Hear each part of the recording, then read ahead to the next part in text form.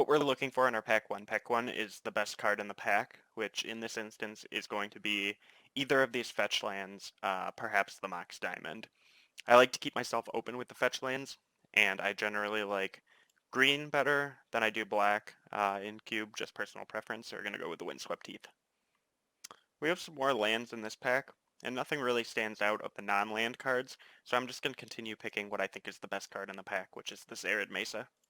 We have some pretty solid aggro cards in this pack, between Mother of Runes, Hero Blade Hold, and Stormblood Berserker, so I'm going to take the most powerful of those three options, which is this Mother of Runes. I'm interested to see where these lands take us, so I'm going to follow the Taiga, as it gets fetched by both of the lands that we have. Again, we've got some very solid aggro cards in this pack, so I'm going to go ahead and take the most powerful aggro card, which is this Koth of the Hammer. We passed up a Lightning Bolt, our last pick, so I'm going to go ahead and take this Magma Jet, because it helps fix the top of our deck. We see some other good aggro cards in this pack, but the Sunbaked Canyon helps us draw when we start hitting dead. A Danto Vanguard is a very solid aggro card.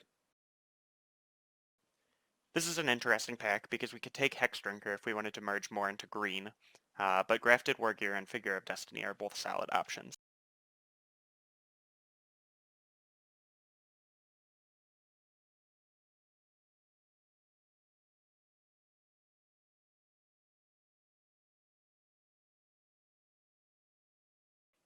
Pack 1 showed us that we had a pretty open lane in aggro, so we have a couple different picks between Isamaru, Arc Trail, Ravages of War, and Young Pyromancer. I would take the Ravages of War, but we already have two 4-mana Planeswalkers, so I'm going to take the 1-drop creature instead. This pack has several options for where we can go. There's a wealth of 2-mana creatures, but there's also this Wooded Foothills, which helps fix our mana.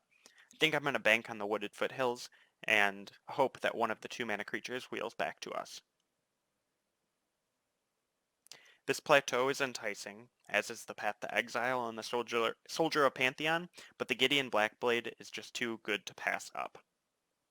There isn't much for us in this pack, but Tanglewire is a solid role player in aggro decks. While we're currently running low on 1-drops, Stromkirk Noble is one of the weaker red 1-drops, so I'm going to hope another one of those comes back to us. I'm going to take the Fire Blast here, as we are also low on burn spells. This choice is obvious, though I wish the Zergo Bellstriker was not in this pack, as I have to take the Hellrider. Mana Acceleration is just too good when you're casting 1-cost and 2-cost creatures, so I'm going to go ahead and take this Chrome Mox. Thalia is a really good 3-mana creature for us, and helps ensure that we end the game quickly without our opponent being able to cast threats. The Arc Trail and the Young Pyromancer have made our way to us, so I'm going to go ahead and take the Arc Trail. Only 2 of the 2-mana creatures made its way back to us, and I'm going to take the Accorder Paladin as it's more explosive.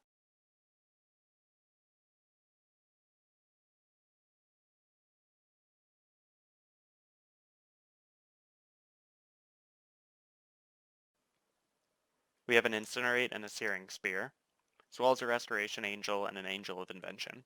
I'm going to take the Incinerate, as we are still a little bit low on burn. We passed up a Lightning Bolt earlier, and we're going to hope that this Searing Spear wheels, though I doubt it will.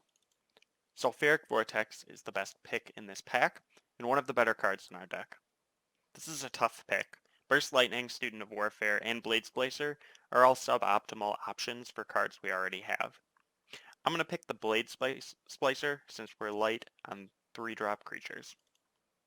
Blue is very open in this pack. I'm going to go ahead and take the Chandra Torch of Defiance, even though I don't think we'll play it. I also gave consideration to picking Gitaxian Probe, but I don't think we're going to play that in our deck either.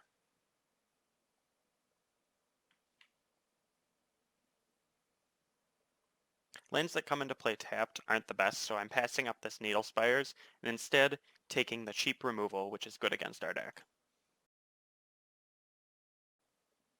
Pack 3 isn't really being generous to our archetype, so I'm going to continue hate picking cards that are good against us.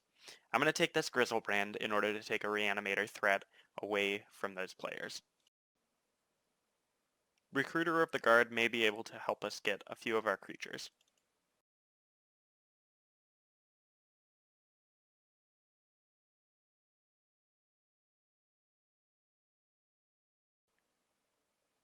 I'm going to take the Languish so that any black players in the last 5 picks don't have an easy answer against me.